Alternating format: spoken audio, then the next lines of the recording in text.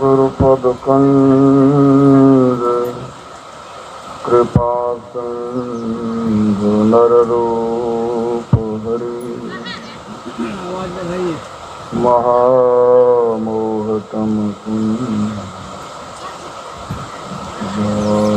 वचन करण करो। परमात्म तत्व में प्रनिष्ठित आराध्य देव के त्रिलोक पावन पाद पद्मों में सत सत नमन।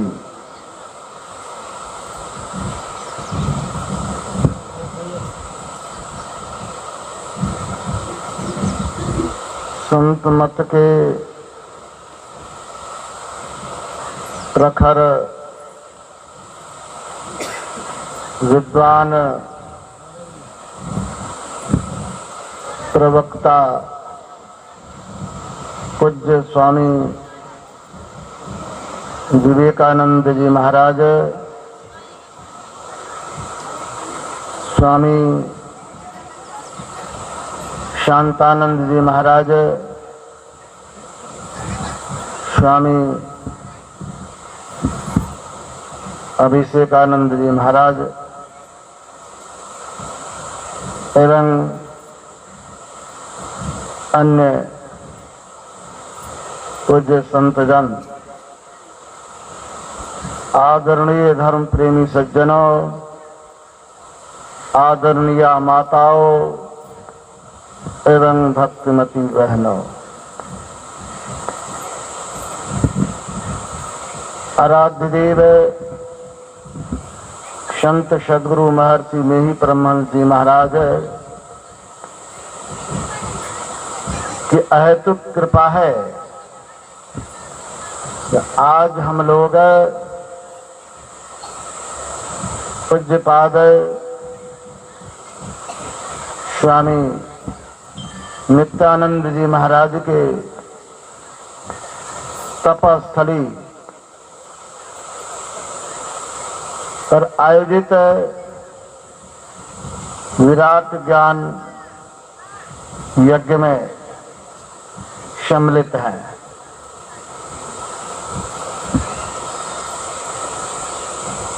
गुरुदेव कहा करते थे कि पहले अपनी घर की सफाई, पहले अपने घर के लोगों की सुधार, तब बाहर की सुधार। तो हमारे पूज्य स्वामी नित्यानंद जी महाराज गुरुदेव के उसी वाणी को चरितार्थ किए हैं। इस अरण्य क्षेत्र में जहां पर आने जाने में लोगों की को बड़ी कठिनाई, लेकिन ऐसी जगह पर आकर इन्होंने संत मत के ज्ञान को लोगों को सुनाने और समझाने का काम किए, साथ ही साथ लोगों को स्वावलंबन की भी शिक्षा देने का काम किए। आज हम लोग यहाँ पर मास ध्यान साधना शिविर का आयोजन किया गया है। उसके समापन में जो अंत में सत्संग का कार्यक्रम रखा गया, विशेष हमारे हृदय स्वामी शांतानंद जी महाराज ने व्यवस्था किया है, उसमें हम लोग सम्मिलित हैं। यह जो मनुष्य शरीर है बहुत उत्तम शरीर है। इस शरीर को पाने के लिए देवता भी ललायित रहता है। देवता भी चाहता है एक बार हमको मनुष्य का शरीर मिल जाए, इस मनुष्य शरीर में ऐसी कौन सी विशेषता है जो देवता के शरीर में नहीं है? देवता सोचता है एक बार हमको मनुष्य का शरीर मिल जाए। तो भगवान श्री राम ने बड़ा अच्छा कहा, इस मनुष्य शरीर की विशेषता यह है, साधन धाम मोक्ष कर द्वारा पाई न जहीं परलोक संवारा। इस मनुष्य शरीर की यही विशेषता है, ये साधनों का धाम और इसमें मोक्ष का द्वार लगा हुआ है। यह मोक्ष का द्वार और किसी शरीर में नहीं है, देवता के शरीर में भी नहीं है। इसलिए देवता सोचता है कि पुण्य के प्रभाव से मैं देवता बन गया हूं, लेकिन देवता का भी शरीर जो है वो सब दिन देवलोक में नहीं रहेगा और उनकी भी मुक्ति नहीं होगी। अगर मुक्ति चाहते हैं तो सबों को मोक्ष के द्वार में प्रवेश करना पड़ेगा। और मोक्ष का द्वार इसी शरीर में है और इस शरीर की विशेषता है, इसमें सारे देवता, सारे तीर्थ और सारी विद्याएं विद्यमान हैं। लेकिन जब तक गुरु के चरणाश्रित नहीं होंगे तो देह अवस्थित विद्या तीर्थ से हम लोग दूर रहेंगे। इस शरीर की विशेषता के संबंध में गरुड़ जी ने जब काकभूषणी महाराज से पूछा था सबसे उत्तम शरीर कौन है, तो उन्होंने कहा नर तम सम नहीं कब न देही, जीव चराचर जाचत जेही। कहते हैं मनुष्य शरीर के समान और कोई दूसरा शरीर नहीं है। इस शरीर को सब कोई चाहता है, एक बार हमको मनुष्य का शरीर मिल जाए। काकभूषण जी महाराज ने भी कहा था इस शरीर की विशेषता के संबंध में, स्वर्ग नरक अपवर्ग निशेनी, ज्ञान वैराग भक्ति सुख देनी। इस शरीर की विशेषता यह है, इसमें सीढ़ी लगा हुआ है, इसमें रास्ता लगा हुआ है। हम लोग तिराहे पर जिस तरह खड़े हो जाते हैं, कहीं कहीं पर चौराहे होता है, कहीं कहीं पर पंचवटी होता है, लेकिन इस शरीर में तिराहा है, तीन राह। तिराहा का ज्ञान कहाँ मिलेगा? तो आराध्य ने कहने कृपा के बिन दया संतन की नहीं, जानना राह को होता नहीं, हुआ नहीं वो हो नहारा है नहीं। कल ही हम लोग आ रहे थे, एक जगह रास्ता का ज्ञान नहीं हो रहा था, चौक पर थे, 3 जगह 4 जगह जाने का रास्ता बना हुआ था। तो हम लोगों ने कहा किनसे पूछा जाए, तो वहां पर ट्रैफिक पुलिस खड़ी थी।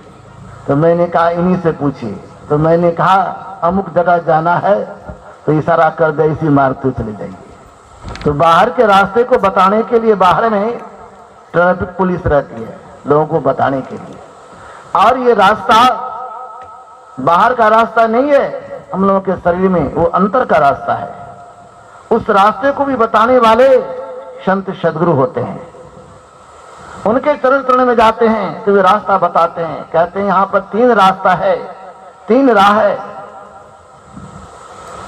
हम लोग जब आंखें को बंद करते हैं तो सामने घोर अंधकार को पाते हैं। तो जब घोर अंधकार में है तो समझिए हम लोग कहां पर खड़े हैं? तो नरक के द्वार पर खड़े हैं। चाहे हिंदू हो, मुसलमान हो, सिख हो, बौद्ध हो, जैन हो, कोई भी मानव मात्र हो, जब आंख बंद करता हो, सामने अंधकार को पाता हो, तो समझिए वे कहां पर खड़े हैं? नरक के द्वार पर खड़े हैं। नरक में जाना कोई नहीं चाहता है, नरक को कोई पसंद नहीं करता है। हाँ, स्वर्ग में जाना चाहता है, स्वर्ग में जाने के लिए लोग प्रयास भी करते हैं। तो हमारे गुरुदेव ने कहने कृपा की, जब आप आंख बंद करते हैं, सामने प्रकाश को पाते हैं, तो समझिए आप स्वर्ग के द्वार पर खड़े हैं।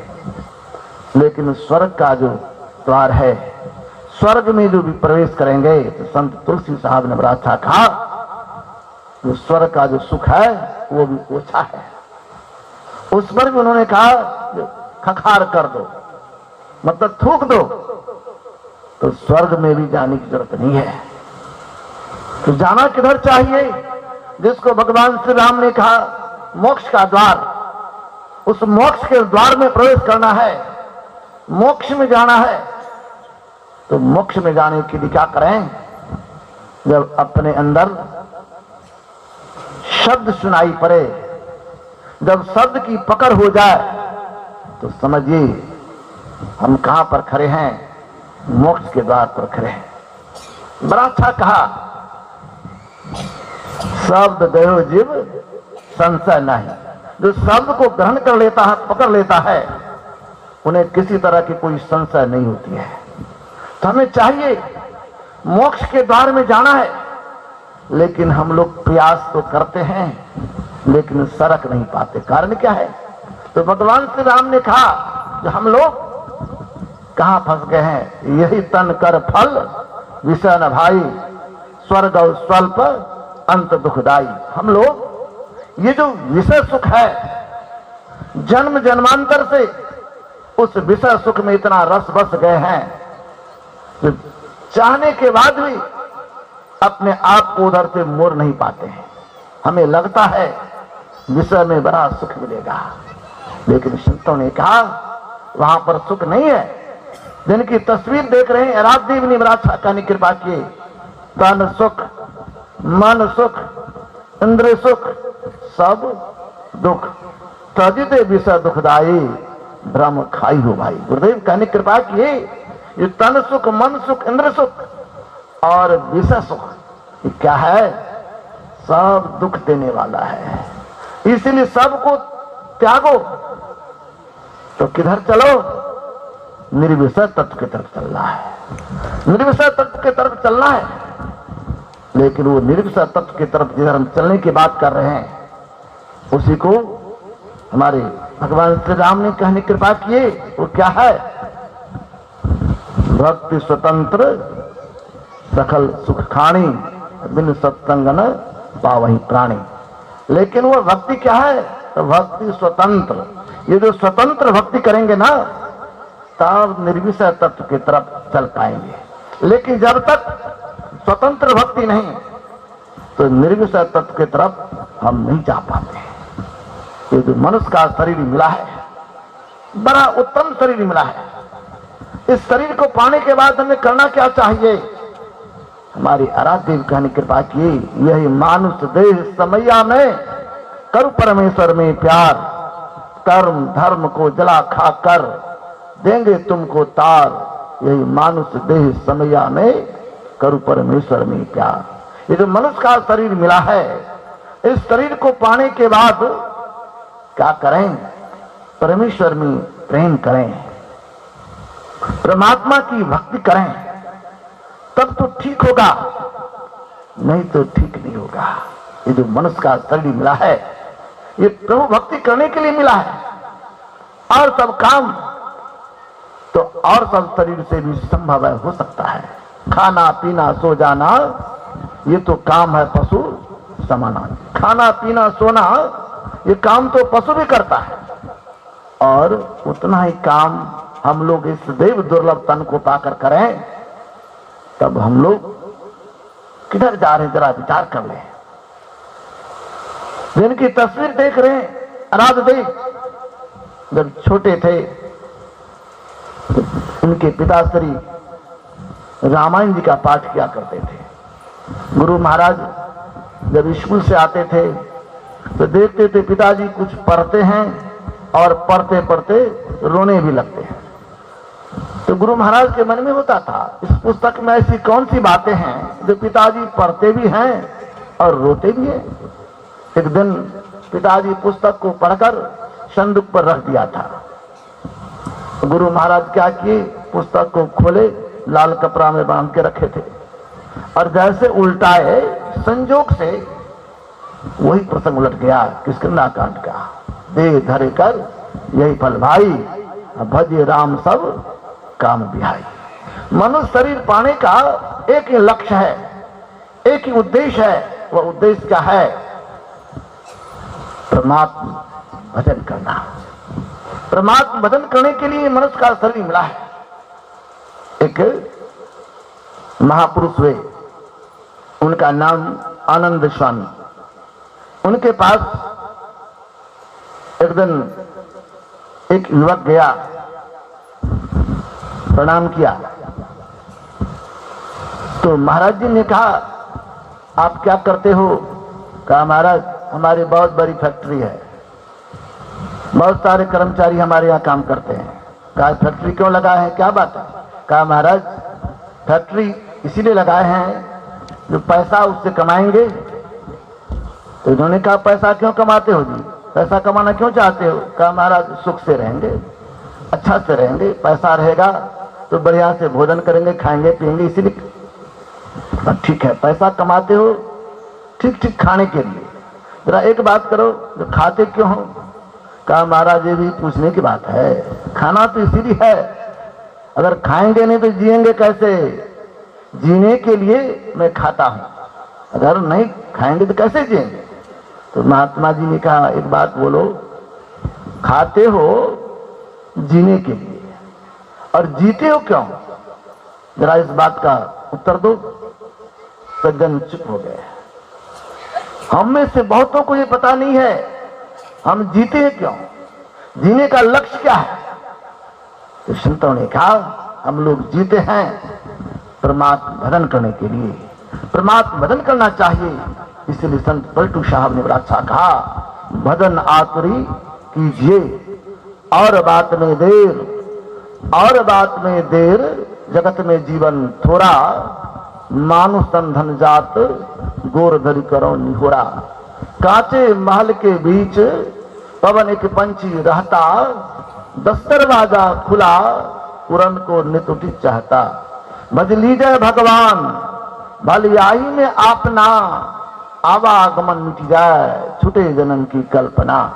पलटू अटक न कीजिए 84 दर फेर, भजन आतुरी कीजिए और बात में देर। संत पलटू साहब ने बड़ा अच्छा कहा, और बात में देर हो जाए तो कोई बात नहीं है, लेकिन भजन में देर न करें। भजन में आतुरता होनी चाहिए, भजन में व्याकुलता होनी चाहिए, क्योंकि ये जो सुंदर शरीर है जिसके लिए देवता ललायित रहते हैं, हमारे संत मत के वर्तमान आचार्य पूज्यपाद महर्षि हरिनंदन परमहंस जी महाराज कहा करते हैं, ये जो मनुष्य शरीर है देव दुर्लभ तन है, देवता भी इसके लिए ललायित रहता है, इसमें मोक्ष का द्वार भी है, लेकिन इस शरीर में एक बहुत बड़ा दुर्गुण है, बहुत बड़ा दोष है। वो दोष क्या है? ये शरीर क्षणभंगुर है, इसको मिटने में देर नहीं लगता है, इसको विनसने में देर नहीं लगता है। इसीलिए इस शरीर को पाए हैं तो परमात्मा भजन कीजिए। परमात्मा भजन करने के लिए कहीं जाने की जरूरत नहीं है।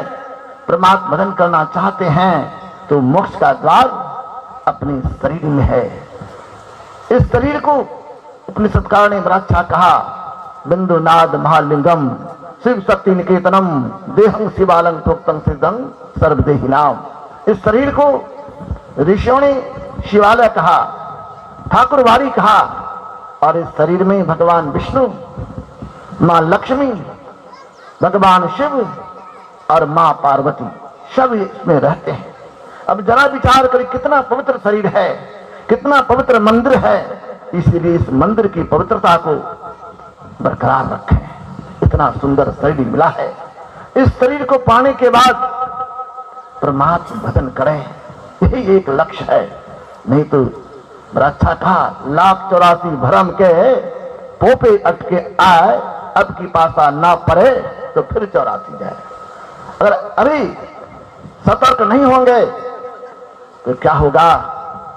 84 लाख योनि में जाना पड़ेगा। हमारे विद्वान मन संचालक महोदय ने कहा, आज मानव आत्महत्या करने के लिए आतुर रहता है। अगर उसे ज्ञान हो जाए तो वह आत्महत्या की तरफ कदम नहीं बढ़ाएगा। एक प्रसंग मुझे याद हुआ यार, महाभारत का प्रसंग है। एक ब्राह्मण देवता अपने घर के कलह से ऊब गए और ऊब करके मन में सोचा, इस दुख से, झंझट से मुक्त हो जाना चाहिए। तो उन्होंने क्या किया, जंगल में गया और जंगल में जाकर एक वृक्ष के डाल में रस्सी भी बांध दिया और रस्सी को अपने गले में फंसा भी दिया।